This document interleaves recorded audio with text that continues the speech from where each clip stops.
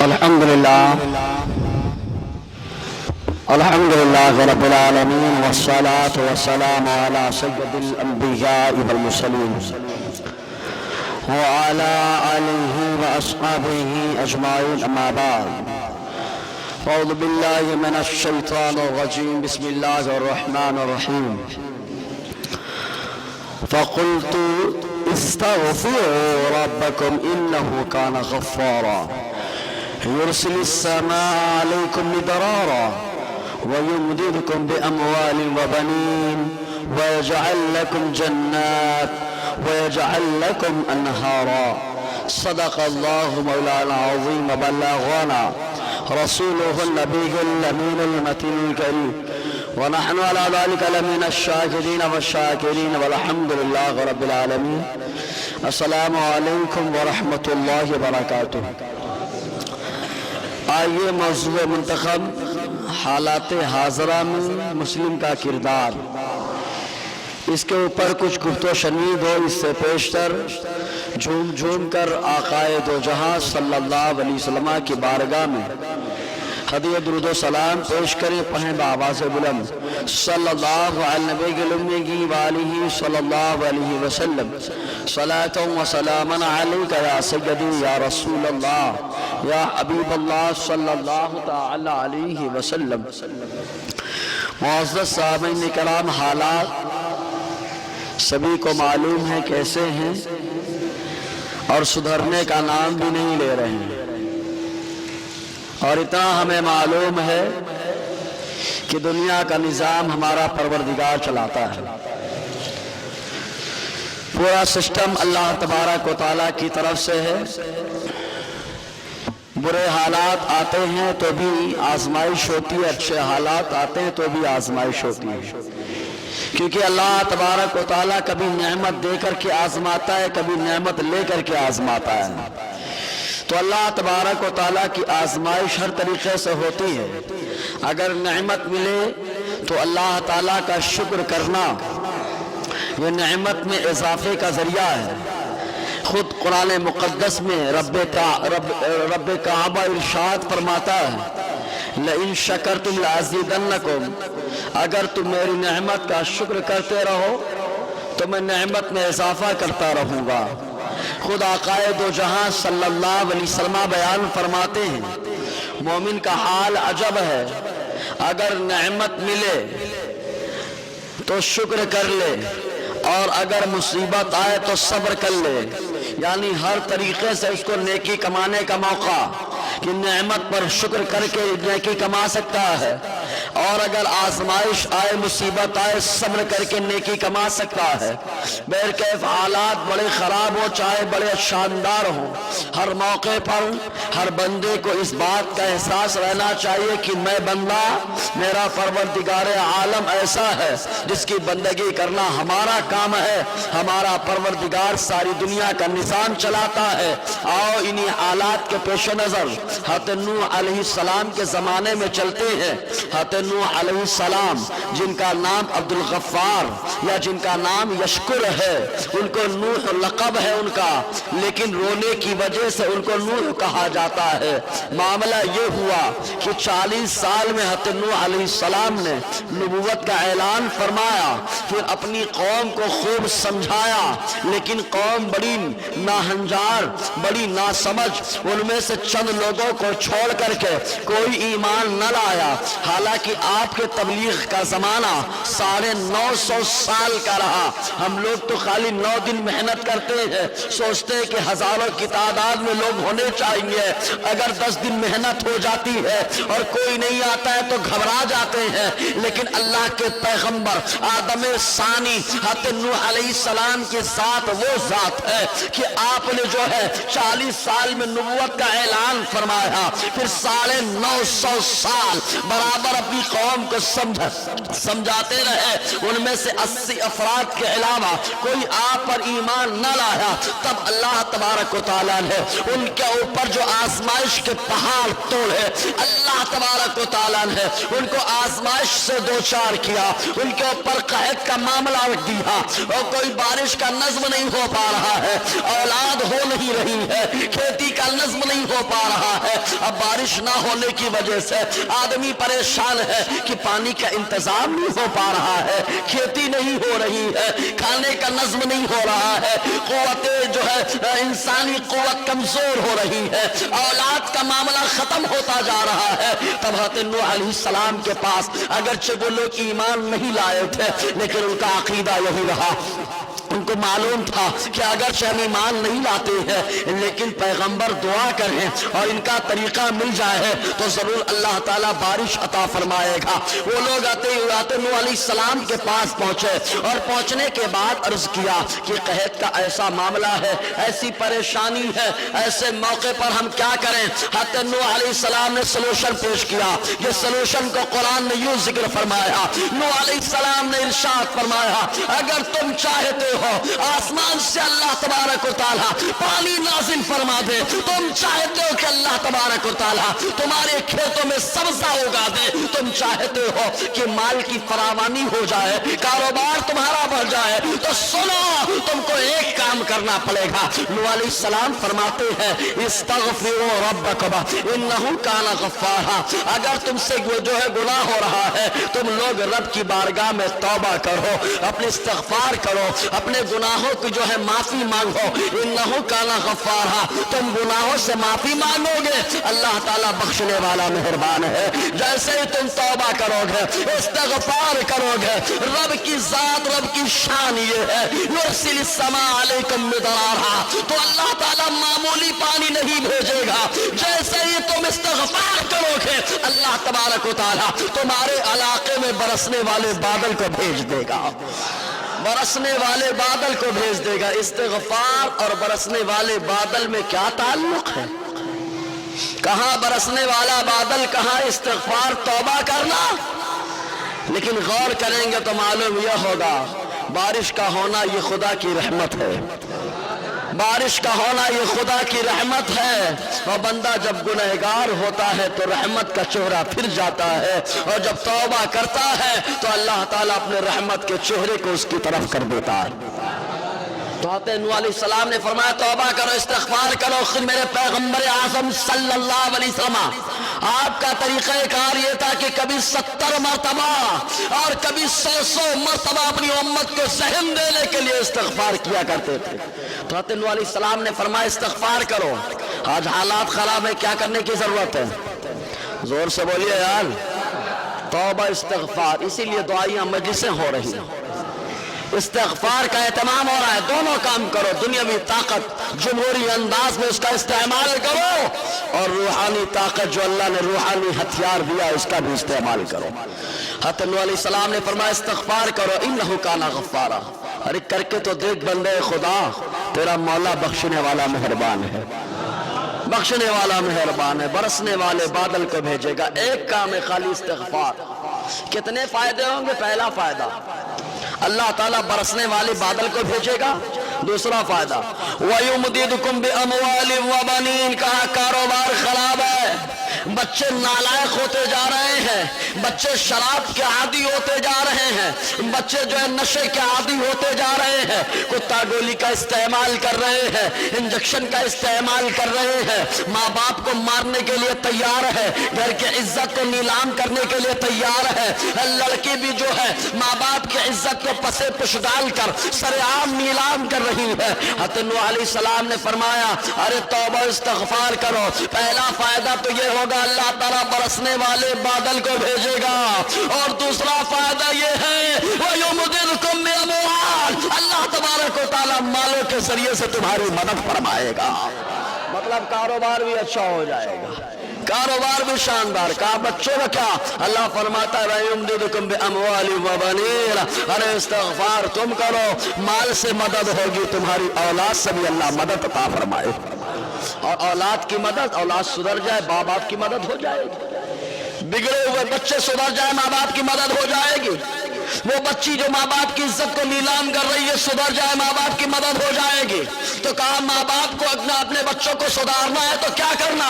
तो कहा कुरान एक सलूशन पेश करता है, और वो सलूशन ये है कि रब की बारगाह में तन्हाई में तौबा करो, इस्तिग़फ़ार करो, अल्लाह ताला कारोबार भी बरकत देगा और औलाद के जरिए से तुम्हारी मदद भी फरमा देगा।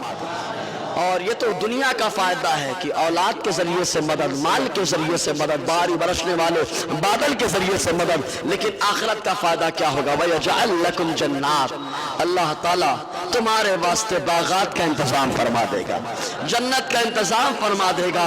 वयजअल लकुम अनहारा, और अल्लाह ताला तुम्हारे लिए दरियाओं का इंतजाम फरमा देगा। तो रब ताला का हुक्म, ये इसी आयत करीमा की तफसीर के तहत हज़रत हसन बसरी रहमतुल्लाह अलैह, हज़रत हसन बसरी कोई मामूली शख्सियत नहीं है। इनकी वालिदा उम्मुल मोमिनीन माँ उम्मे सलमा रज़ी अल्लाह ताला अन्हा के यहाँ काम करती थी, मतलब खादिमा थी, काम करती थी। अपने बेटे हसन बसरी को लेकर के जाया करती थी और वहीं पर लिटा दिया करती थी और काम में लग जाया करती थी। हज़रत हसन बसरी रहमतुल्लाह अलैह रोया करते थे। जब रोते थे तो सारे मोमिनों की माँ उम्मे सलमा रज़ी अल्लाह ताला अन्हा उन्हें उठा करके अपने दूध में लगा लिया करती थी, अपना दूध में लगा लिया करती थी। वो हसन बसरी, मैं तो कहता दुनिया ये कहती है बच्चा रोता है, मैं कहता तुम्हारा बच्चा रोता है किसी और के लिए, लेकिन हसन बसरी रोते हैं तो उम्मे सलमा के लिए रोते हैं। आका अलैहिस्सलाम की ज़ौजा मोहतरमा, उम्मत की माँ, उनके वास्ते रोते हैं। तो हसन बसरी रहमतुल्लाह अलैह तफसीर रूहुल मानी 15वां हिस्सा सफ़ा 81 के अंदर आया। उनके शागिर्द रशीद हज़रत रबी इब्न सबीह रज़ी अल्लाह ताला बयान फरमाते कि एक शख्स हज़रत हसन बसरी के पास आया, वो शका इलैहिल जदब, आने के बाद उसने शिकायत की, कहा हुजूर कहत का मामला है, बड़ी परेशानी का मामला है, क्या करना चाहिए? जैसे हमारे यहाँ कारोबार खराब होता तो हम लोग किसके पास जाते हैं? दुआ तावीज़। किसके पास जाते हैं? जोर से बोलिए, नया डर क्यों रहा है? औरतें सबसे पहले जाती हैं। अब वो 100 रुपया, 200, 300, 500, 5000 जो हलाल कमाई बाप ने दिया था, बेटे ने दिया था, बाप ने शौहर ने दिया था, वो हलाल कमाई को औरत जा करके दे के चली आती है। इतना भरोसा दुआ तावीज़ वालों पे हो गया, अल्लाह खैर करे। वो दुआ तावीज़ वाला अगर यही मामला होता तो एक तावीज़ लिखता, उसके पास आसमान से नेमतें नाजिल होती, इतना पहुंचा हुआ होता तो उसको मांगने की जरूरत नहीं होती, लेकिन मुंह फाड़ फाड़ करके मांगता है, मुंह फाड़ फाड़ करके मांगता है। ऐसे लोगों के पास जाते भी सोचते सलूशन मिलेगा, हल मिलेगा। अरे जिसके पास खुद अपना हल ना, दूसरे का क्या हल निकालेगा? जिसके पास खुद अपना हल ना, दूसरे का क्या हल निकालेगा? जरा सोचो आप। है अल्लाह के वली दुआ तावीज़ भी करते हैं, एक तावीज़ देते हैं तो अल्लाह ताला बेड़ा पार लगा देता है। इस पर खाली मैं बस एक शख्सियत जिनको दुनिया मुफ्ती आज़म के नाम से जानती है, वो मेरे मुफ्ती आज़म, वो शहजादे आला हजरत, वो अल्लाह का वली, वली इब्ने वली, वली इब्ने वली, वो अल्लाह का वली जिनके एक फतवे से हुकूमत बदल जाती है। यहाँ तो हुकूमत को देखकर क़यादत बदल रही है, हुकूमत को देखकर दबाव में 1 साल जेल न जाना पड़े, बयानात बदल गए। तुम तो हुकूमत के दबाव में आ गए। कहा जो हुकूमत के दबाव में आता है वो अल्लाह का वली नहीं होता, जिससे हुकूमत दबाव में आ जाती है वो अल्लाह का वली हुआ करता है। मेरे मुफ्ती आजम की साथ, वो जात की हुकूमत भी दबाव में आई और ऐसी दबाव में आई कि आज तक उभर के ना आ सकी, आज तक उभर के ना आ सकी। मुफ्ती आजम की बारगाह में एक शख्स आया, आने के बाद कहता है हुजूर मेरे यहाँ औलाद नरीना का मामला नहीं है, आप कोई तावीज़ अता फरमा दे। मुफ्ती आजम हिंद अलैहि रहमतुल्लाह, अल्लाह के वली, अल्लाह के वली और तावीज़ देना हदीस से साबित है। कहा कौन सी हदीस है? कहा तमीमा लटकाना ये तो शिर्क है। कहा तमीमा और है, तावीज़ और है, दोनों में फर्क नहीं मालूम, न जाने किसने मौलाना बना दिया। तावीज़ लेने के लिए पहुंचा, मुफ्ती आज़म हिंद ने तावीज़ अता फरमा दी। 1 साल के बाद वही आपका मुरीद मिठाई का डब्बा लेकर मारे खुशी के मुफ्ती आजम की बारगाह में है, मुफ्ती आजम की बारगाह में है। मुफ्ती आजम पेश किया, मुफ्ती आजम हिंद अली रहमतुल्लाह रिजवान ने उसकी खुशी में शामिल होने का इरादा फरमाया, मिठाई तनाउल फरमाई, और उसके बाद वो शख्स अच्छा सा नाम पूछ कर चला गया। मुफ्ती आजम हिंद अली रहमतुल्लाह रिजवान के चहीते मुरीद खड़े हुए, कहा सरकार आपने उसको तावीज दे दी, अल्लाह ने उसको बेटा दे दिया, आपके घर में तो बेटियां ही बेटियां हैं, आप क्यों खुद तावीज इस्तेमाल नहीं करते? मुफ्ती आजम ने इरशाद फरमाया, अरे बेटियां अल्लाह की रहमत है, हर आदमी चाहता है उसके घर में रहमत बढ़ती रहे, रहमत बढ़ती रहे, रहमत बढ़ती रहे। ये है अल्लाह के वली, ये अल्लाह के वली। पैदा होते ही बिशारत यहाँ बरेली में पैदा हो रहे हैं, खुशखबरी महरौरा में दी जा रही है, ये अल्लाह के वली। तो ऐसे भी अल्लाह के वली तावीज दे तो बेड़ा पार हो जाए, मुकद्दमे भी हल हो जाए, आदमी बाहर भी आ जाता है। यहाँ तो तावीज देकर अपना घर चलाने वाला उसके पास पहुंच गए। आओ सलूशन देखो। हज़रत रबी अपने सबह बयान फरमाते हैं कि एक शख्स हज़रत हसन बसरी के पास आया और आने के बाद कहा, हुजूर कहत पड़ा हुआ, बारिश नहीं हो रही है, क्या करूं? हज़रत हसन बसरी ने एक ही वजीफा दिया, कहा इस्तग़फिरुल्लाह ताला, अल्लाह ताला से इस्तिग़फार कर। क्या कर? बोलते रहिए, क्या कर? मतलब तौबा इस्तिग़फार कर। क्या कर? तौबा इस्तिग़फार कर।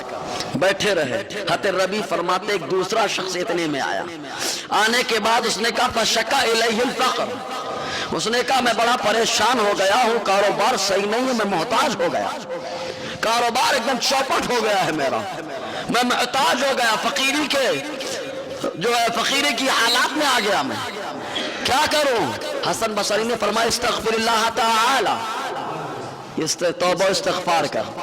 क्या कर? दोनों के लिए एक सलूशन। एक तीसरा शख्स आया, उसने कहा अल्लाह सुब्हानहू अन यरज़ुक़नी बना, आप अल्लाह से मेरे लिए दुआ कर दें, अल्लाह ताला मुझे एक बेटा दे दे, मुझे एक बेटा दे दे। हसन बसरी ताबई का जमाना, या कोई और होता तो बोलते अल्लाह के वलियों से दुआ मत करवाना, लेकिन ये अल्लाह के वली बताएंगे जो ना करवाए वो निकल गया, जो ना करवाए निकल गया, करवाने वाला ताबाइन के ज़ुमरे में शामिल हो गया। कहा बेटे के लिए दुआ कर दे। हसन बसरी ने फरमाया इस्तग़फिरुल्लाह ताला, अल्लाह से तौबा इस्तिग़फार कर, तौबा इस्तिग़फार कर। चौथा शख्स आया, आने के बाद कहता है फशका इलैहि जफ़ाफ़ बसातीनी ही, उसने शिकायत की कि मेरे जितने बागात हैं सब सूख गए हैं, खेती खराब हो गई, बागात सूख गए, आप कुछ करम फरमा दे। हज़रत हसन बसरी रहमतुल्लाह अलैह ने फरमाया इस्तग़फिरुल्लाह, अल्लाह से बख्शिश का मांग, अल्लाह ताला से तौबा इस्तिग़फार कर उसकी बारगाह में।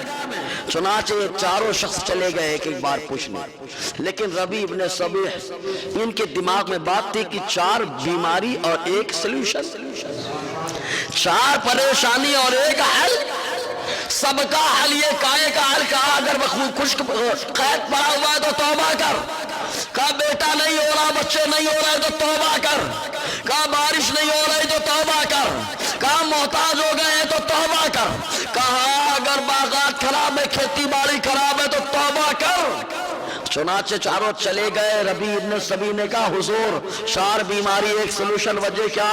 तो हसन बसरी ने फरमाया सुनो, मा कुल्तु मिन नफ्सी शैया, मैंने इसको अपनी तरफ से नहीं कहा है, इन्नमा अतबरतु कौल अल्लाह अज़्ज़ व जल हिकायतन अन नबी नूह अलैहि सलातु व सलाम अन्नहु क़ाल लिक़ौमिही, आपने इरशाद फरमाया, ये मैंने अपनी तरफ से नहीं कहा है, ये कुरान मुक़द्दस का फरमान सुनाया है, इसलिए कि कुरान में अल्लाह तबारक व तआला ने नूह अलैहिस्सलाम की बात को नकल फरमाया कि नूह अलैहिस्सलाम ने फरमाया मेरी कौम तुम अल्लाह से तौबा इस्तिग़फार करो, अल्लाह ताला बारिश नाज़िल फरमाएगा, तौबा इस्तिग़फार करो अल्लाह माल अता फरमाएगा, तौबा इस्तिग़फार करो अल्लाह तुम्हें औलाद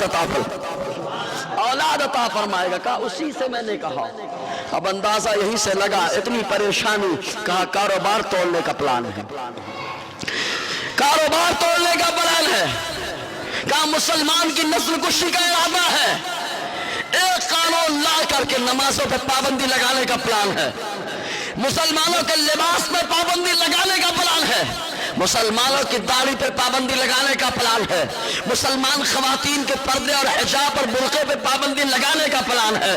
کہا پلان تم بناتے رہو، ہم توبہ استغفار کرتے رہیں گے، ہمارا مولا راضی ہوگا تو تمہارا پلان رکھا رہ جائے گا، رب کا فرمان غالب ہوتا چلا جائے گا، رب کا فرمان غالب ہوتا چلا جائے گا۔ اس لیے پہلا کام تو ہمارا یہی ہونا چاہیے کہ ہم توبہ استغفار کریں تاکہ اللہ تبارک و تعالیٰ راضی ہو جائے تو ہماری روزیوں میں برکت ہو، اللہ راضی ہو جائے تو ہمارے اوپر جو پائی ہوئی مصیبتیں ہیں وہ ٹل جائیں، اللہ راضی ہو جائے تو ساری مصیبتیں بھاگ جائیں گی۔ اور آگے بڑھو، اب کاروبار ایک ہفتے مسلسل 5 دن بن رہا، ابھی حالات سدھرنے کا نام نہیں لے رہے۔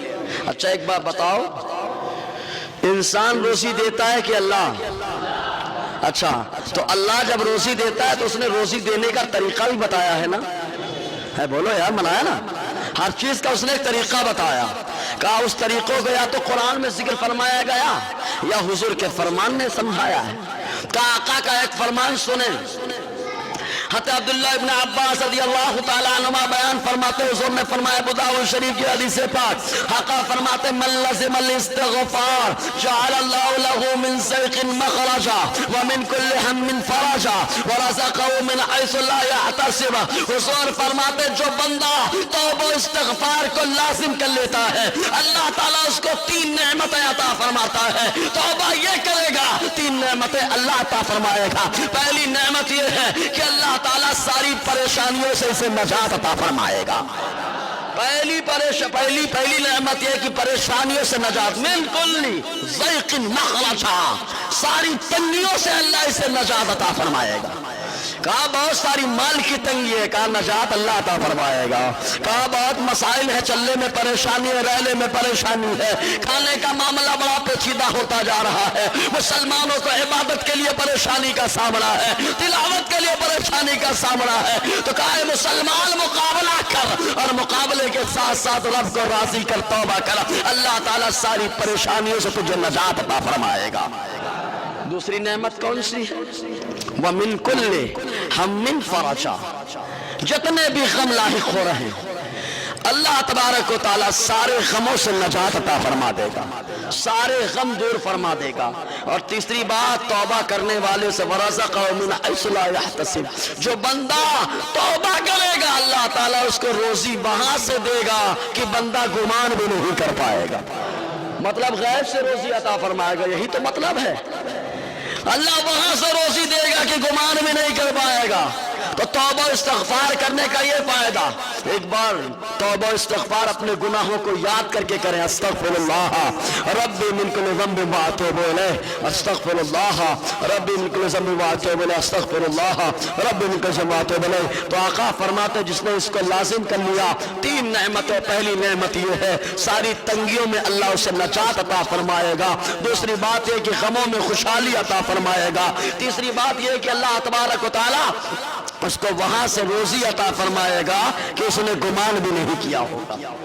تو ہم توبہ استغفار کریں، کیا کریں؟ زور سے بولیے نا یار، ہاں یہ ہمارے فائدے کی چیزیں ہیں، توبہ استغفار کریں، ورنہ ہمارا حال تو ایسا ہے کہ اگر کچھ کڑو کڑو ملتا ہے تو تھوک دیتے ہیں، جہاں میٹھا میٹھا ملتا ہے تو کھا لیتے ہیں، مطلب جو اپنے فائدے کی رہتی ہے تو آنے دو، اور جہاں تھوڑا سا تو نہیں بابا نہیں چلے گا، ایسا نہیں ہونا چاہیے۔ اسلام نے ہم کو ذہن دیا، حضور صلی اللہ علیہ وسلم روزانہ کتنے بار؟ 100 بار یا 70 بار توبہ استغفار کرتے تھے۔ کیوں؟ حضور سے کون سا گناہ ہوا؟ ارے میرے نبی کو اللہ تعالیٰ نے معصوم ہی نہیں معصوموں کا سردار بنایا ہے، اور اگر کوئی بولے گا گناہ تو دوڑا لوں گا اس کو، اس لیے کہ اللہ تبارک و تعالیٰ نے معصوموں کا سردار بنایا۔ انبیاء سے گناہ نہیں ہوتا، فرشتوں سے گناہ نہیں ہوتا، سب کا سردار اللہ نے اپنے حبیب کو بنایا ہے، محبوب خدا ہے۔ اور جب محبوب خدا ہے تو کہا توبہ استغفار کی کیا ضرورت ہے؟ تو مصطفیٰ کریم صلی اللہ علیہ وسلم کے اعداد بتائیں گے کہ ہم کو ضرورت نہیں ہے لیکن امت تو پریشان ہے، اس امت کے لیے تو توبہ استغفار کرنا ہے. رات میں روتے ہیں تو امت کے لیے, دن میں توبہ استغفار کرتے ہیں تو امت کے لیے, پتھر کھاتے ہیں تو امت کے لیے, خون بہتا ہے تو امت کے لیے, محنت کرتے ہیں تو امت کے لیے, سارا کام امت کے لیے ہوتا ہے. لیکن امت اپنے نبی کے لیے کیا کرتی ہے ذرا سوچو مسلمانوں. اسی لیے حالات کے پیش نظر میرے امام نے بہت پہلے کہا تھا, رزق خدا کھایا کیا, فرمان حق ٹالا کیا, شکر کرم ترسے سزا یہ بھی نہیں وہ بھی نہیں. یہ حال مسلمانوں کا. تو توبہ استغفار بہت اہم چیز ہے پیارے. کبھی یہ تو ہے کہ ہم کریں, اب کبھی کبھی ہم نہیں کر پاتے. ہم نہ کر پائیں تو ایسا کام کریں کہ ہماری چیزیں ہمارے لیے بخشش کی دعا مانگیں. ارے زور سے بولے یار. ہماری چیزیں اگر ہمارے لیے بخشش کی دعا مانگے تو اس سے بڑی دولت کیا ہو سکتی ہے یار. ہم کچھ نہیں کر رہے لیکن وہ سامان کر رہا ہے, اللہ بخش دے اس کو, اللہ بخش دے اس کو. وہ زمین کا ہے بخش دے اس کو, فرشتے کا ہے بخش دے اس کو. دیکھو حدیث پاک, جتنے لوگ مسجد میں بیٹھے رہتے ہیں کہتے ہیں نا فری میں ہوٹل پہ بیٹھنے میں فائدہ نہیں ہے. جب فری وقت ہو تو مسجد میں بیٹھنے میں فائدہ. اور خود میری عادت ہے کہ مسجد میں بیٹھنے کی میں زیادہ سوچتا, کیونکہ مسجد میں بیٹھنے سے ایک تو کہ اللہ تبارک و تعالیٰ گناہ کو معاف کر دیتا ہے, عبادت کا ثواب عطا فرماتا ہے, اور دوسرا فائدہ یہ ہے کہ جو بندہ مسجد میں ہوتا ہے کیا ہے, خود حدیث پاک میں آیا, ابو داؤد شریف کی حدیث پاک, ابو ہریرہ رضی اللہ تعالیٰ عنہ بیان فرماتے ہیں, حضور نے فرمایا الملائکۃ تصلی علی احدکم ما دام فی مصلاہ الذی صلی فیہ ما لم یحدث او یقوم اللہم اغفر لہ اللہم ارحمہ. چنانچہ حضور فرماتے ہیں بندہ جب تک اپنے نماز پڑھنے کی جگہ اپنی مسجد میں بیٹھا رہتا ہے فرشتے رب کی بارگاہ میں اس کے لیے بخشش کی دعا کرتے رہتے ہیں, بخشش کی دعا کرتے رہتے ہیں. کب تک؟ جب تک دو کام نہ کریں. نمبر ایک ما لم یحدث, جب تک اپنے وضو کو نہ توڑے, جب تک حدث نہ کرے. نمبر دو, جب تک وہ اٹھ کر کے نہ جائے, جب تک بیٹھا رہے گا. فرشتے بخشش کی دعا کرتے ہیں, کیا کہتے ہیں اللہم اغفر لہ, اے اللہ اس کے گناہوں کو بخش دے, اللہم ارحمہ, اے اللہ اس کے اوپر رحم فرما. تو پریشانی کا موقع ہے کہاں جائیں, کہاں پریشانی کے موقع پہ دنیا دار کے پاس جائے گا, دنیا بگاڑ دے گی. اس لیے کہ دنیا کا طریقہ یہ ہے کہ دنیا کہتی ہے جب تجھے ٹینشن ہو جائے تو شراب پی لے. دنیا یہ کہتی ہے جب تجھے ٹینشن ہو جائے تو برائی کا ارتکاب کر لے. دنیا یہ کہتی ہے کہ جب ٹینشن ہو جائے تو بدکاری کر لے. لیکن قرآن یہ ذہن دیتا ہے جب ٹینشن ہو جائے تو استغفار کر لے, جب ٹینشن ہو جائے رب کی بارگاہ میں سر کو جھکا لے. اور یہیں پر بہت ساری حدیثیں ہیں کہ حضور صلی اللہ علیہ وسلم نے فرمایا اگر بندے کو کوئی پریشانی ہو رب کی بارگاہ میں سر وہ جھکائے گا, اللہ تعالیٰ اس کی پریشانی کو دور فرمائے گا. بہت ساری حدیثیں ہیں. تو ان باتوں پہ عمل کرنا آج حالات کے پیش نظر ہمارے لیے ضروری ہے. کیا کرنا ضروری ہے؟ نمبر ایک توبہ. توبہ ایک بڑی اچھی بات میں اکثر بول دیتا ہوں, شیطان بہت ڈیرنگ مار رہا تھا رب کی بارگاہ میں. کیا کہتا ہے معلوم, یہ آدم کی وجہ سے مجھے نکالا گیا, یہ آدم کی وجہ سے, آدم کی اولاد سے بدلہ لوں گا. ہم لوگ کس کی اولاد ہے؟ کس کی؟ بندر کے تو نہیں نا, ہاں کس کی اولاد ہے؟ ہاں آدم علیہ السلام کی اولاد ہے. بندر تھا, بندر ہے, بندر رہے گا. انسان تھے, انسان ہے, انسان رہیں گے. ہاں کچھ یہودیوں کو سزا کے طور پہ بندر بنایا گیا, انسانوں کو بندر بنایا گیا, لیکن بندر کبھی انسان نہیں بنا.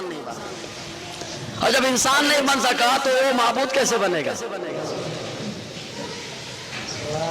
سمجھے گی نہیں؟ ارے جب وہ انسان نہیں بن سکا تو لائق عبادت کب ہو سکتا ہے؟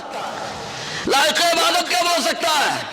یہ تو روزہ معاشر سمجھ میں آئے گا کہ اللہ تبارک و تعالیٰ سے پتھروں کو اٹھا کر جب جہنم میں ڈالے گا, خود فرماتا ہے فاتقوا النار التی وقودها الناس والحجارہ, ڈرو اس آگ سے جس کے ایندھن لوگ اور پتھر ہیں. کہا پتھر نے کون سی خطا کی تھی؟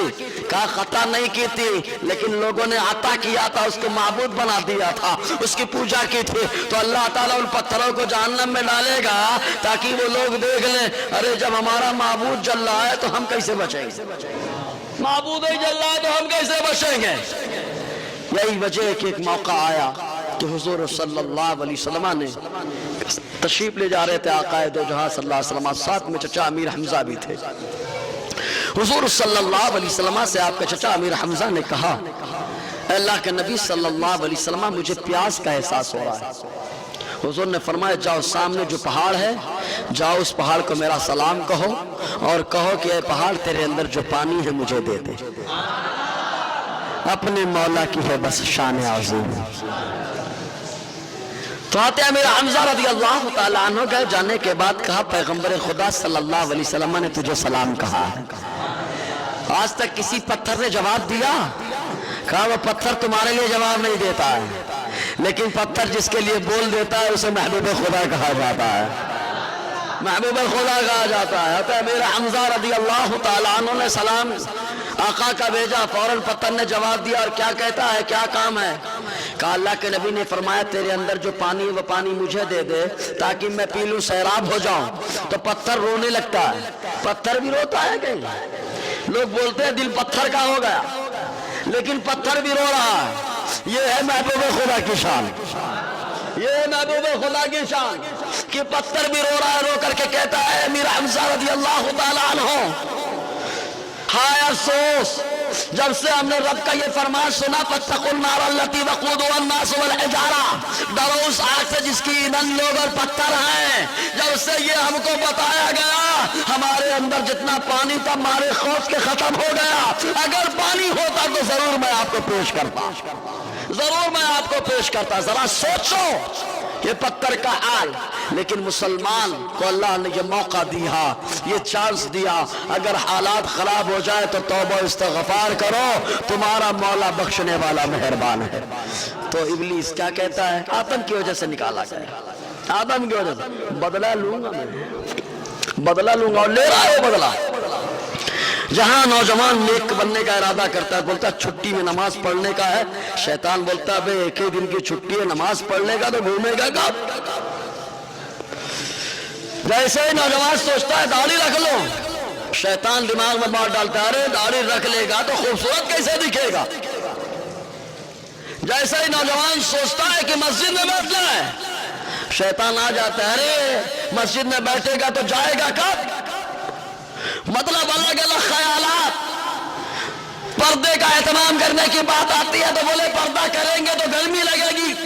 کہا یہ گرمی آسان ہے آخرت کی گرمی سے، بہت معاملہ پیچیدہ ہوگا تو شیطان ورغلاتا ہے۔ اسی لیے تو اللہ تعالیٰ نے فرمایا جا تجھ سے جو بن پڑے وہ کر، لیکن جب تک آدم کی اولاد توبہ کرتی رہے گی میں اس کے گناہ کو معاف کرتا رہوں گا، میں اس کے گناہ کو معاف کرتا رہوں گا۔ سوچو اللہ کتنا مہربان ہے، کتنا مہربان ہے، کتنا روزی دینے والا، کتنی وسعت دینے والا، رحمتوں کا نزول فرمانے والا۔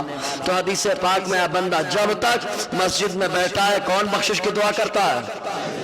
زور سے بولیے یار، آپ بیٹھے ہیں تو کون آپ کی بخشش کی دعا کر رہا ہے؟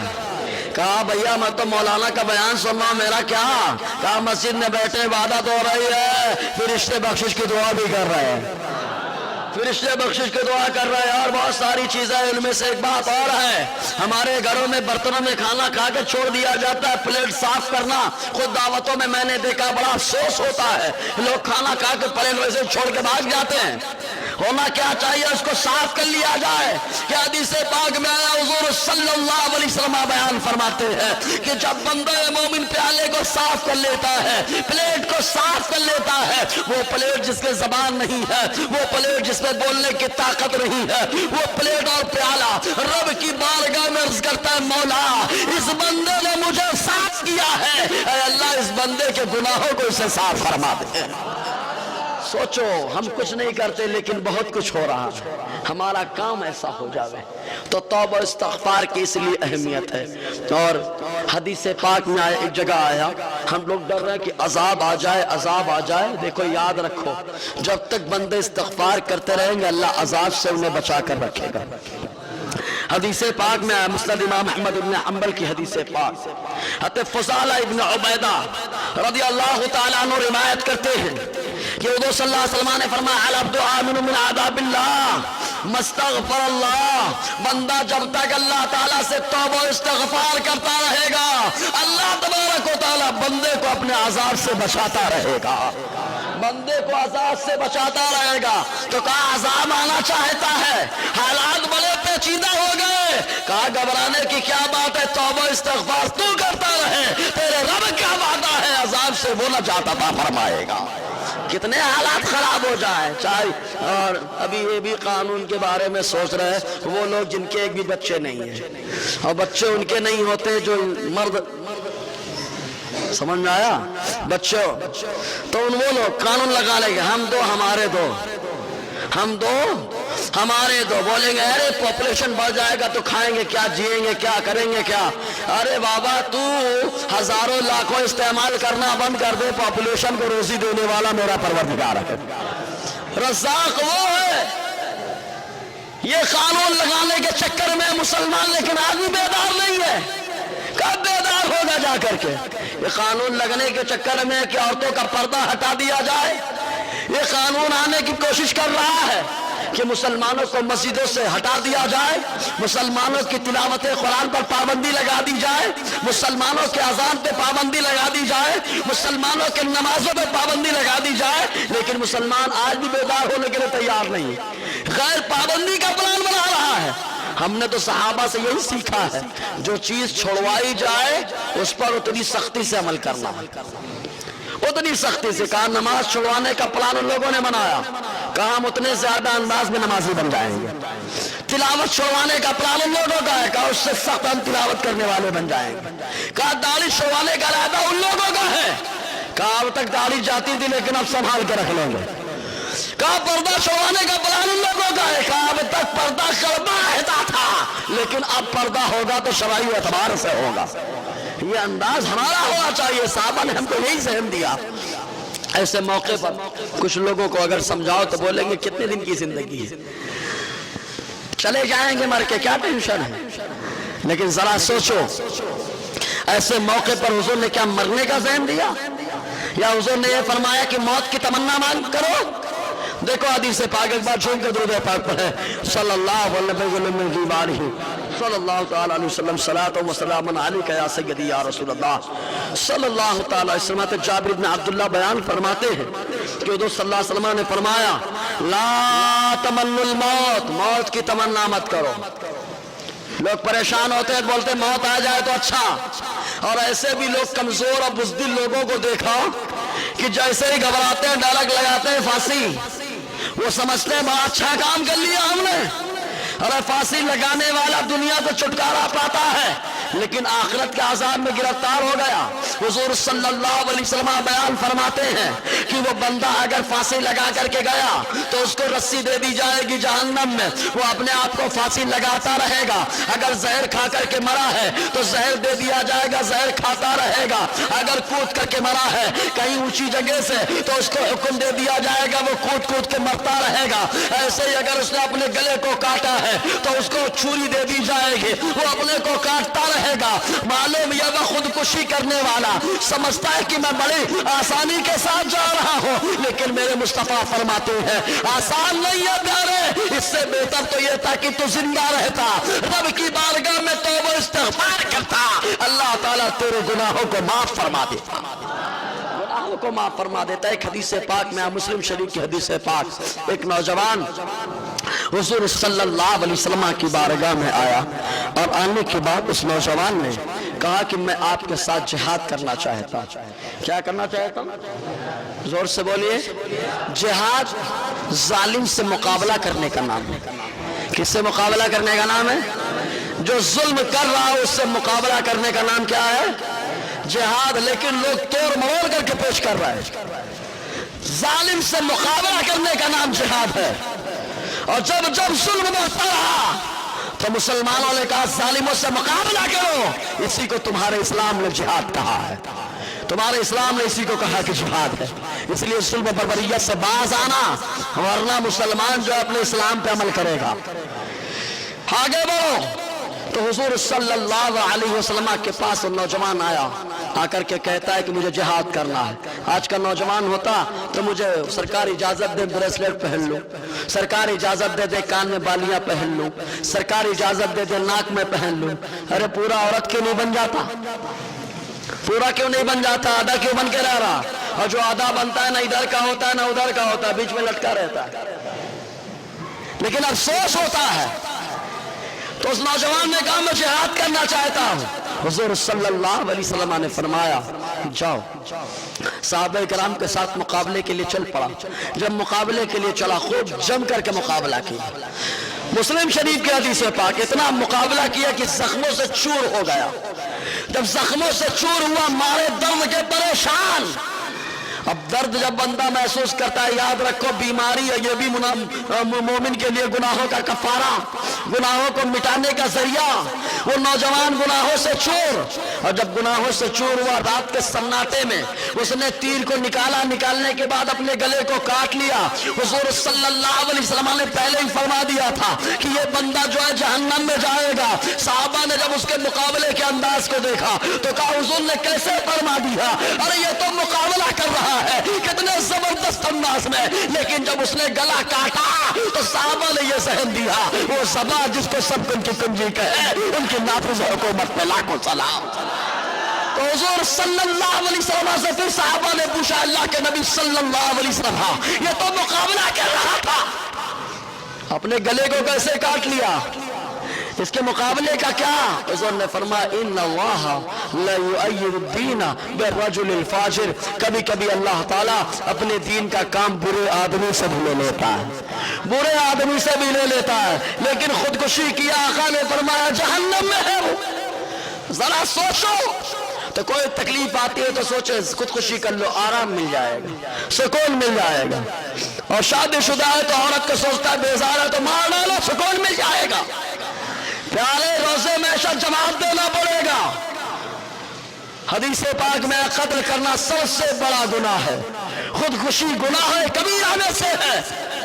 तो हुजूर सल्लल्लाहु अलैहि वसल्लम ने फरमाया मौत की तमन्ना मत करो। फ़इन्ना हौल मुत्तला शदीद, क्योंकि मरने के बाद का जो मामला है वो ज्यादा सख्त है, बहुत ज्यादा सख्त है। व इन्न मिन अस्सआदति अन यतूल उम्रुल अब्द व यरज़ुक़हु अल्लाहुल इनामा।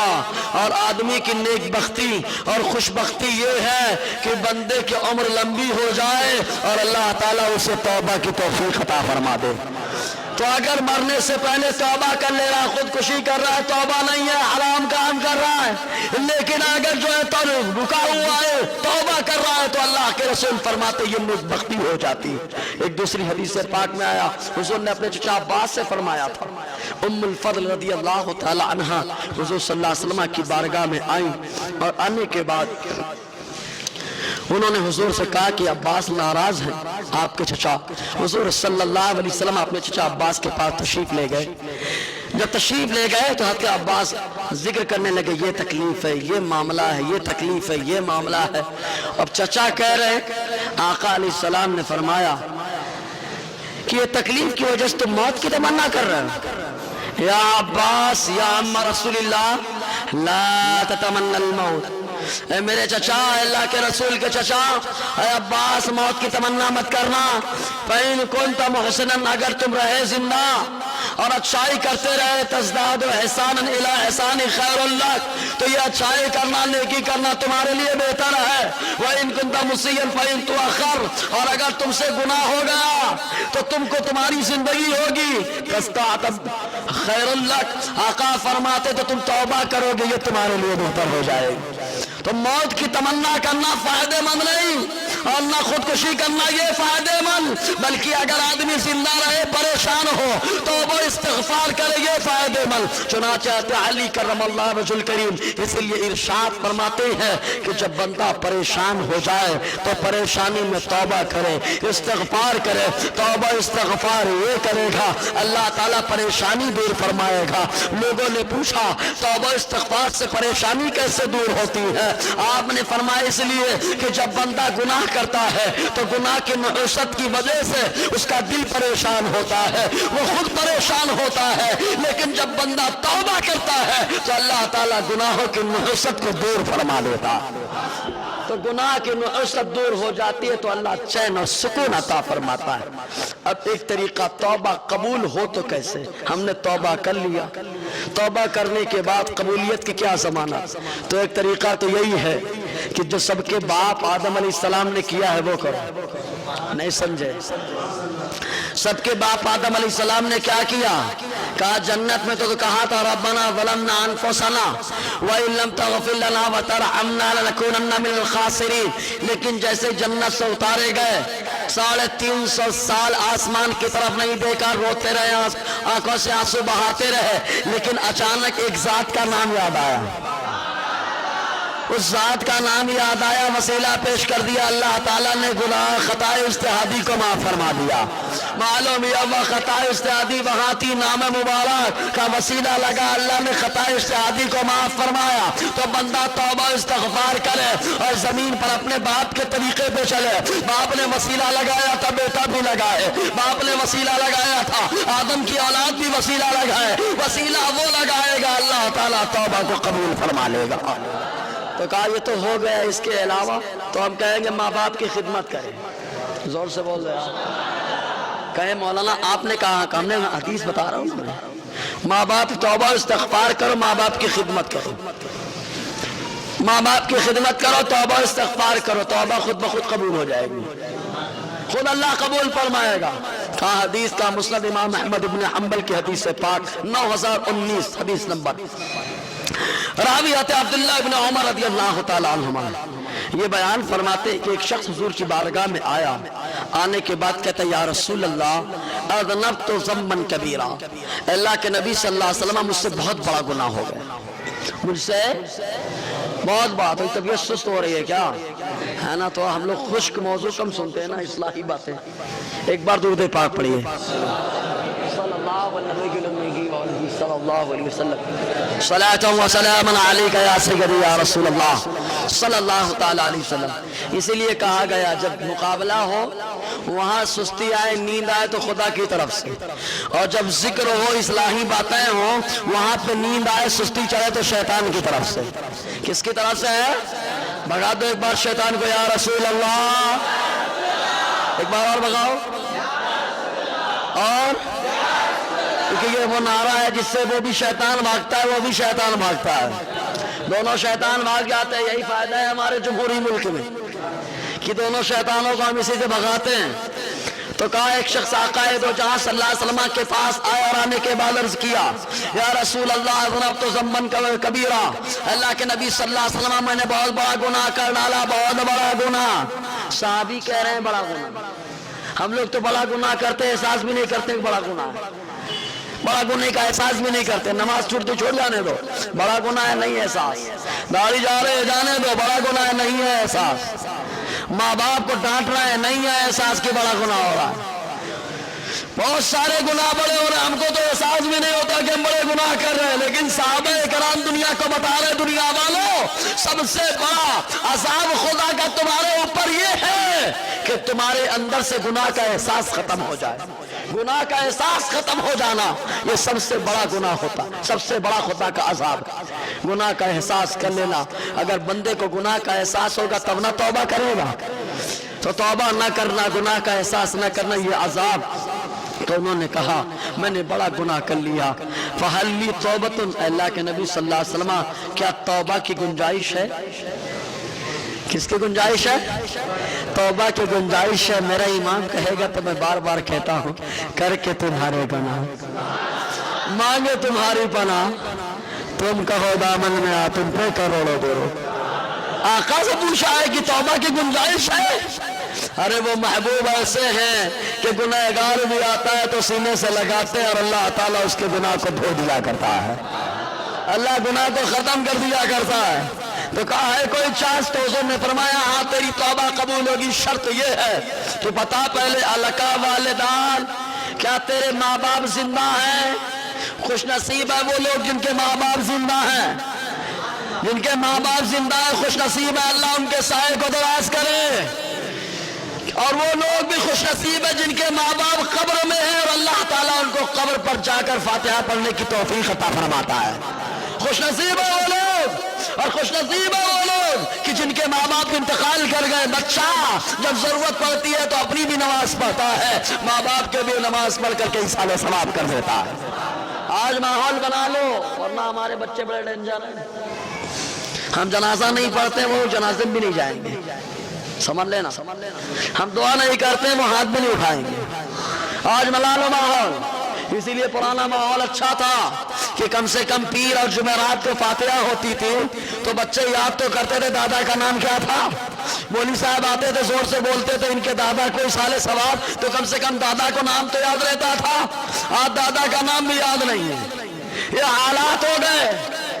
اسی لیے میں ایک حدیث اکثر سناتا ہوں کہ ایک صحابی نے حضور سے آ کر عرض کیا، اللہ کے نبی صلی اللہ علیہ وسلم، میں آپ کے ہاتھ پر بیعت کرنا چاہتا ہوں، میرا مقصد یہ ہے ابتغی الاجر من اللہ تعالی، بیعت کر رہا ہوں کہ آپ کے ساتھ جہاد کروں گا، چل کے آپ کے ساتھ ہجرت کروں گا، گھر بار کو چھوڑوں گا، سب کو چھوڑ کر کے چلا جاؤں گا، اور مقصد یہ ہے کہ اللہ تعالیٰ مجھے اجر اور ثواب عطا فرمائے۔ تو حضور نے پوچھا، یہ بتا تو میرے ساتھ چلنے کے لیے تیار ہے، لیکن ذرا بتا کیا تیرے ماں باپ زندہ ہیں؟ آج ماں باپ زندہ ہوتے ہیں، بیٹا چھوڑ کے بھاگا پھر رہا، ماں باپ کی طرف کوئی توجہ نہیں ہے۔ بولے بدری صحابہ کے برابر ثواب مل جائے گا۔ ارے آقا فرماتے کیا تیرے والدین میں سے کوئی زندہ ہے؟ صحابہ کرام نے، صحابی نے کہا حضور میں بڑا خوش نصیب ہوں، بلکہ لاہما ہے، میری والدہ اور میرے والد دونوں حیات ہیں۔ آقا نے فرمایا جا ان کے ساتھ اچھا سلوک کر، اذا فعلت بہما فانت حاج و مجاہد و معتمر، آقا فرماتے جا اچھا سلوک کر، اللہ تعالیٰ تجھے حج عمرہ جہاد تینوں کا ثواب عطا فرمائے گا، تینوں کا ثواب عطا فرمائے گا۔ تو آقا دو جہاں کے بعد انہوں نے عرض کیا حضور میں توبہ کی گنجائش ہے۔ حضور نے فرمایا بتا تیرے والدین حیات ہے؟ تو انہوں نے عرض کیا حضور نہیں، والدین حیات نہیں ہے۔ تو حضور نے فرمایا فلکا خالہ، تو کیا تیری خالہ حیات ہے؟ دیکھو یہاں پر سمجھو پیارے، خالہ کو جو منصب ملا ہے ماں کی وجہ سے ملا، نانی کو جو منصب ملا ماں کی وجہ سے ملا، باپ کی وجہ سے چچا کو منصب ملا، باپ کی وجہ سے دادا کو منصب ملا، باپ کی وجہ سے ان کو منصب مل رہا ہے۔ اس لیے ذرا سوچو، آقا نے فرمایا کیا تیرے والدین نے کہا نہیں یا رسول اللہ۔ حضور نے فرمایا تو کیا تیری خالہ ہے؟ انہوں نے کہا ہاں یا رسول اللہ۔ حضور نے فرمایا فبرہا اذن، ارے جا اپنی خالہ کے ساتھ اچھا برتاؤ کر، اللہ تعالیٰ تیری توبہ کو قبول فرما لے گا، تیری توبہ کو قبول فرما لے گا۔ کہا خالہ کے ساتھ اچھا برتاؤ کرنے کی وجہ سے توبہ قبول ہو رہی ہے، تو کہا ماں باپ کے ساتھ اچھا برتاؤ کر، توبہ بھی قبول ہو جائے گی، اللہ تعالیٰ حج کا ثواب بھی عطا فرما دے گا۔ اس لیے پیارے توبہ کی قبولیت کے لیے ضروری ہے۔ اب آج 14 تاریخ بھی ہے، آج حالات حاضرہ میں ایسے حالات ہیں، پھر بھی ہمارا نوجوان ویلنٹائن ڈے منا رہا ہے، بڑا خوش ہوتا ہے۔ اللہ کا کرم ہے کہ کم سے کم ہمارا علاقہ محفوظ ہے، لیکن ہو سکتا ہے ظاہر نہ ہو باطن میں ہوتا ہو، سوشل میڈیا ہے نا۔ ویلنٹائن ڈے، یہ آپ کی بہن کو اگر کوئی پھول دے تو کیسا لگے گا؟ آپ کی ماں کو اگر کوئی دے اور اظہار محبت کرے تو کیسا لگے گا؟ آپ کی بیٹی کو اگر دے تو اظہار محبت کرے تو کیسا لگے گا؟ ارے کوئی غیرت مند آدمی یہ پسند نہیں کرتا کہ اس کی بہن کے ساتھ یہ معاملہ ہو، اس کی بیٹی کے ساتھ یہ معاملہ ہو، اس کی ماں کے ساتھ یہ معاملہ ہو۔ کہا جب کوئی غیرت مند آدمی اپنی ماں، اپنی بہن، اپنی بیٹی کے ساتھ نہیں پسند کرتا تو دوسری کی بیٹی کے ساتھ، دوسرے کی ماں کے ساتھ، دوسرے کی بہن کے ساتھ کیسے پسند کر لے رہا ہے، جبکہ یہ حیا کو بھی تار تار کر رہا ہے۔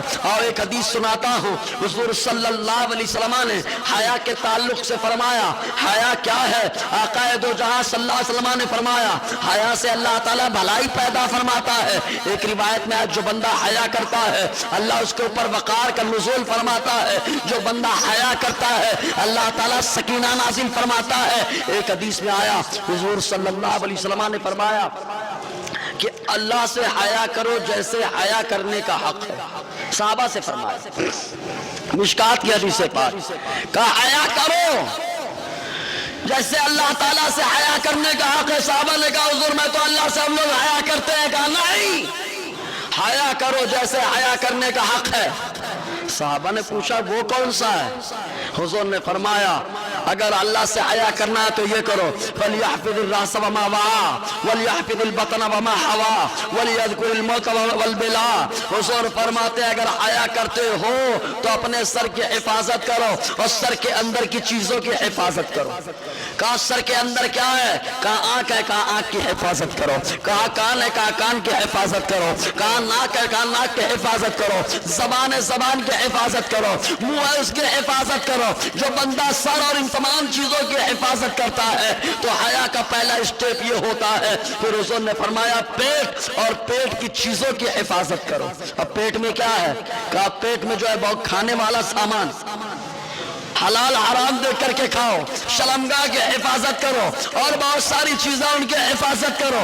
اور حضور نے فرمایا موت کو یاد کرو، موت کے بعد مٹی میں ملنا ہے، اس کو یاد کرو۔ جب بندہ یہ سب کرتا ہے اور دنیا کو چھوڑ دیتا ہے آخرت کے واسطے، فَمَنْ فَعَلَ ذَلِكَ فَقَدْ اسْتَحْيَا مِنَ اللَّهِ حَقَّ الْحَيَاء۔ آقا فرماتے جب بندہ ان باتوں پہ عمل کرتا ہے تب جا کر وہ اللہ سے حیا کرتا ہے جیسے حیا کرنے کا اس کا حق ہوتا ہے، تب جا کر کے حیا کرتا ہے۔ لیکن یہاں اللہ خیر کرے، ارادہ کیا ہے، نیت کیا ہے؟ اللہ تعالیٰ مسلمانوں کے حالت زال پر فضل کرے۔ بس حیا کے بارے میں اتنا کہیں گے جیسا آدمی دنیا میں ہوگا آخرت میں اسی حال میں اٹھایا جائے گا جیسے دنیا میں ہوگا۔ تو کیا آخرت میں یہ چاہتے ہیں کہ گنہگار ہو کر کے اٹھیں؟ کیا آخرت میں یہ چاہتے ہیں کہ چہرہ نہ ہو؟ کیا آخرت میں یہ چاہتے ہیں کہ نمازی نہ ہو؟ کیا آخرت میں یہ چاہتے ہیں کہ دوسرے کی عزت کو نیلام کرتے رہیں؟ کیا آخرت میں یہ چاہتے ہیں کہ توبہ کرنے والے بن کر جائیں؟ ایک حدیث پاک میں آیا، ایک صحابیہ حضور کے پاس آئی اور آ کر عرض کرتے اللہ کے نبی صلی اللہ علیہ وسلم مجھ سے بدکاری ہو گئی، زنا ہو گیا، کیسے معافی ہوگی؟ گناہ ہو گیا، کیسے معافی ہوگی؟ آقا نے فرمایا اس کے پیٹ میں بچہ ہے، اس کو لے کے جاؤ، جب بچے کی ولادت ہو جائے تب لے کر کے آنا، بچے کی پیدائش ہو جائے تب لے کر کے آنا۔ ارے بچے کی کیا غلطی ہے؟ غلطی تو ماں باپ کی ہے نا، جو شادی سے پہلے ایسی حرکت کر بیٹھے۔ آقا نے فرمایا لے کے جاؤ، بچے کی ولادت ہو اس کے بعد لے کے آنا۔ جب لے کر کے آئے تو حضور صلی اللہ علیہ وسلم نے فرمایا مرد کو بدن سے کپڑے اتار کر پتھر مارے جائیں، عورتوں کے کپڑے کو سنبھال کر پردے کا اہتمام کر کے پتھر مارے جائیں۔ حضور نے فرمایا مارو پتھر، پتھر مارنا شروع کر دیا گیا۔ وہ خاتون پتھر کھاتی رہی، بدن سے روح نکل گئی، اللہ کے نبی کی آنکھوں سے آنسو جاری ہو گئے۔ حضور نے ارشاد فرمایا اس عورت نے ایسی توبہ کی ہے، اگر اس کی توبہ پورے عرب میں پھیلا دی جائے تو سارے عرب والوں کی توبہ ایک طرف، اس عورت کی توبہ اللہ تعالیٰ اس کا منصب ایسا ہے کہ سب کی توبہ ایک طرف ہوگی اور اس کی توبہ ایک طرف ہو جائے گی۔ اللہ تبارک و تعالیٰ نے ایسے اس کی توبہ کو قبول فرمایا۔ اس لیے حالات اس بات کے ہیں کہ توبہ استغفار کرو، کاروبار میں برکت ہوگی، توبہ استغفار کرو، اللہ مال سے بھی مدد فرمائے گا، حالت زار میں بھی مدد فرمائے گا۔ دوران گفتگو غیر شرعی کلمات نکلے ہوں تو میں توبہ کرتا ہوں، استغفر اللہ رب ملکی سموات و الیہ، اشہد ان لا الہ الا اللہ و اشہد ان محمد عبدہ و رسولہ۔ سوالات کی تو بھرمار ہے آج۔ پہلا سوال ہے کہ پچھلے جمعہ جو آپ نے بیان کیا کہ جو زناکار ہے غیر شادی شدہ کو 100 کوڑے میں مارے جائیں، تو اس کے بعد جب زانی 100 کوڑے سے مر جائے تو اس عورت اور بچے کا کیا حکم ہے؟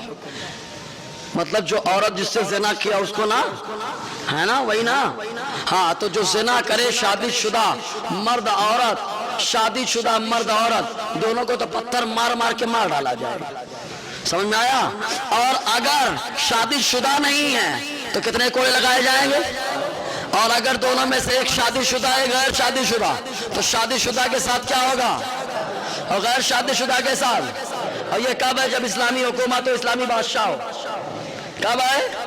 کہا بچے کا کیا؟ کہا بچہ باپ کا، وہ آدمی کو کیا کہتے ہیں؟ آقا علیہ السلام فرماتے الولد للفراش وللعاہر الحجر، آقا فرماتے بچہ ماں کا ہوگا ماں کا ہوگا، اور جو زانی ہوگا اس کو پتھر مار مار کے ختم کر دیا جائے گا۔ معاملہ کلیئر ہوا؟ بادشاہ اسلام اس بچے کی پرورش کرے گا، دیکھ بھال کرے گا۔ لوگ کہتے ہیں کہ اگر استاد شاگرد کو مارے تو اس جگہ جہنم کی آگ حرام ہو جائے گی، تو کیا یہ صحیح ہے غلط ہے؟ بھائی میں نے کہیں نہیں پڑھا، لیکن ہم لوگ بندوں کی جو پڑھتے تھے نا یہی کہتے تھے حضرت نے مارا ہے جہنم کی آگ حرام ہو جائے گی۔ ہم لوگ کا نظریہ، میں اپنی بات بتا رہا ہوں خود، آج مجھے ایسا لگتا ہے کہ میں نے اپنے استاذ کے تبرکات کو پیا ہے تو یہ برکت ہے۔ کیا ہوا تھا معلوم؟ اغالدان جانتے ہیں نا جسے چلنجی بولتے ہیں اپنے یہاں، تو ایم پی یو پی کے علماء عام طور سے پان کھاتے ہیں اور اپنے یہاں بھی کھاتے ہیں، اگرچہ میں نہیں کھاتا ہوں، اور پان کھاتے ہیں تو اس میں تھکتے ہیں نا پی، تو اغلدان دھونے کے لیے میں اولا اعدادیہ میں پڑھتا تھا، اولا اعدادیہ ثانیہ، تو اس میں تھوکتے تھے، تو ہم لوگ کیا کرتے تھے اس کو دھو کے پھینک دیتے تھے اور اس میں پانی بھر لیتے تھے، بھرنے کے بعد اسی کو پی لیا کرتے تھے۔ یہ میرا نظریہ تھا، اللہ تعالیٰ نے اسی تبرکات کی برکتیں دی الحمدللہ جی۔ تو میں نے وہ نہیں پڑھا کہ جہنم کی آگ حرام ہو جاتی ہے، اللہ کرے مل جاوے کہیں تو ہم لوگ کا تو فائدہ ہو جائے گا یار کہ جہنم کی آگ ہماری حرام ہو گئی ہوگی جہاں جہاں پڑے۔ دوسرا سوال، اکثر عورتیں دینی پروگرام اور دینی مجلس میں جاتی ہیں اور گھر میں جو ہے نا جاتی ہیں دینی پروگرام میں، لیکن گھر میں جب آتی ہیں تو جھگڑا فساد یہ وہ، اللہ خیر۔ حضور نے فرمایا میں نے سب سے زیادہ جہنم میں عورتوں کو دیکھا، بخاری کی حدیث۔ کس کو؟ زور سے بولیے نا، ڈر کیوں رہے ہیں؟ کس کو؟ عورتوں کو۔ اب عورتوں کو بولا گیا تو عورتیں ٹینشن میں، کہا حضور کیوں؟ آقا نے فرمایا اس لیے کہ تم لوگ اپنے شوہروں کی نافرمانی کرتی ہو۔ پہلی وجہ بتائیں، اگر عورت اپنے شوہر کی بات مان لے تو جھگڑا ہی نہ ہونا، لڑنے بیٹھی ہے شوہر وہ چپ بچو، معاملہ ہی ختم ہو جائے گا۔ سمجھ میں آئے گی نہیں؟ تو حضور نے فرمایا تم شوہروں کی نافرمانی کرتی ہو، تو اگر یہ معاملہ ہو جائے تو انشاءاللہ حل ہو جائے گا۔ اسی لیے میں نے بتایا کہ ہر عورت کو یہ چاہیے کہ اپنے شوہر سے بولے تم ماں باپ کی خدمت کرو، تم ماں باپ کی خدمت کرو گے جنت میں جاؤ گے، اور تم جو بولو گے میں وہ کروں گی۔ تو عقائد و جہاد صلی اللہ علیہ وسلم فرماتے ہیں جس عورت کا انتقال ہو جائے اس کا شوہر اس سے راضی ہو تو اللہ تعالیٰ اس کا داخلہ جنت میں فرماتا ہے۔ تو اس پر عمل کر لے اور معاملہ ہی ختم ہو جائے گا۔ سوشل میڈیا پر یہ بات گشت کر رہی ہے کہ فلاں جگہ یا فلاں چیز پر اللہ کا نام یا حضور کا نام پایا گیا، اس کا فوٹو فوراً آگے بڑھانے کی درخواست کی جاتی ہے۔ اس طرح کے میسج یا فوٹو کو ایمان کی طرف منسوب کرتے ہوئے آگے بڑھانا کیسا شرعی بات؟ اولاً تو دیکھیں، یاد رکھیں، کوئی بھی چیز اس کی تحقیق کرے، واقعتاً لکھا ہے یا آج کے دور میں ایڈٹ کا دور ہے، جو آئی ٹی والے جانتے ہیں کتنا ایڈٹ کرتے ہیں، اور آج کل تو سب کے پاس موبائل ہے، سب کر لیتے ہیں۔ حقیقت میں ہو تو اچھی بات ہے، اللہ نے برکت دی کہ نام آیا اس کا، خدا کا کرم ہے، تو کہا وہاں نام آیا تو آگے فارورڈ کر رہے ہو، اور جو حافظ قرآن اس کے سینے میں قرآن ہے، اللہ کے نام محفوظ ہے، اس کا کیا؟ اذان ہوتی اللہ کا نام لیا جاتا ہے، اس کا کیا؟ نماز ہوتی اللہ کا نام لیا جاتا ہے، اس کا کیا؟ خالی وہاں نام آیا تو بڑی فکر ہو گئی، یہاں نام کے ساتھ کام بھی ہو رہا ہے، اس کی کون فکر کرے گا یار؟ رہا مسئلہ شرعاً تو تحقیق ضروری ہے، کوئی بھی میسج آگے بڑھانے سے پہلے تحقیق کرے، شرعی میسج جو بھی ہو۔ ایسے ایک میسج آیا، بولے حضرت روٹی بنی تو اس میں اللہ لکھ گیا، اس روٹی کا کیا کروں؟ ارے کھا لے یار، کھا لے، تعویذ میں کیا ہوتا ہے؟ کہا اللہ کا نام لکھا جاتا ہے، کہا یہ قدرتی تعویذ تجھے مل گئی، کھا لے، سمجھے گی نہیں؟ بہرحال تو اس لیے تحقیق کرنے کی ضرورت ہوتی ہے۔ ہم ہمیشہ سے سنتے آئے کہ جنت میں سارے لوگ جوان رہیں گے، کوئی بوڑھا نہ ہوگا، لیکن ایک حدیث میں آیا گیا تھا ابو بکر عمر جنتی بوڑھوں کے سردار ہیں۔ ہاں اچھا سوال ہے، جنت میں سب لوگ کیسے ہوں گے؟ جوڑا بولو نا یار، کیسے ہوں گے؟ لیکن جنت میں جاؤ تو پہلے سب سے بڑا مسئلہ تو یہ جائیں گے تب نہ جوان رہیں گے، جہنم میں نہیں بتائیں گے۔ جنت میں جائیں گے تو سب کتنے ہوں گے؟ ایک دم جوان۔ جنت میں جانے کی بڑی خواہش ہے، لیکن جنتی کام کرنے کی تمنا نہیں ہے، جنتی عمل نہیں۔ ارے یار داڑھی کیا جنت میں ہوگی کیا؟ بولو نہیں ہوگی تو یہاں رکھ لو نا۔ شراب یہاں پیتے ہو، جنت میں نہیں پینا کیا؟ یہاں بند کر دو، وہاں مل جائے گی۔ کہا بریسلٹ یہاں پہننا ہے، سونے چاندی یہاں پہننا ہے. کہا یہاں پہن لو جنت میں کیا ملے، یہاں چھوڑ دو جنت میں ملے. یہاں 60 سال کے لیے ہے، وہاں جب ملے گا اللہ دے گا تو ہمیشہ ہمیشہ کے لیے دے گا.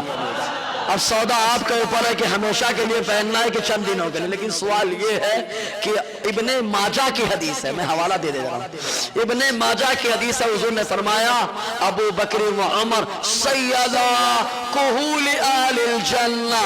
حضور نے فرمایا ابو بکر و عمر بوڑھے جنتیوں کے سردار ہوں گے. اور دوسری بات میں آیا جوانوں کے کون؟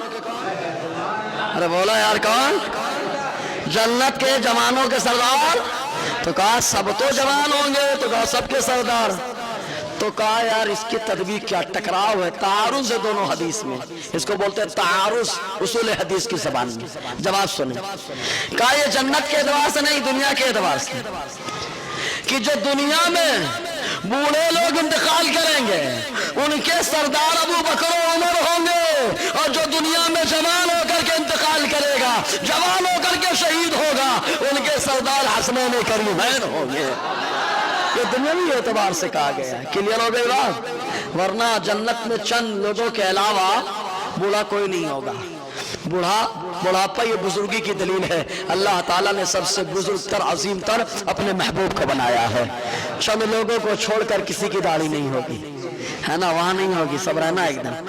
بولے حضرت بہت خوبصورت لگتا ہوں چلانے کے بعد، بہت خوبصورت لگتا ہوں. اچھا ایک بات بتاؤ، آپ اللہ تعالیٰ خوبصورتی کو پسند کرتا ہے کہ نہیں؟ بولیے.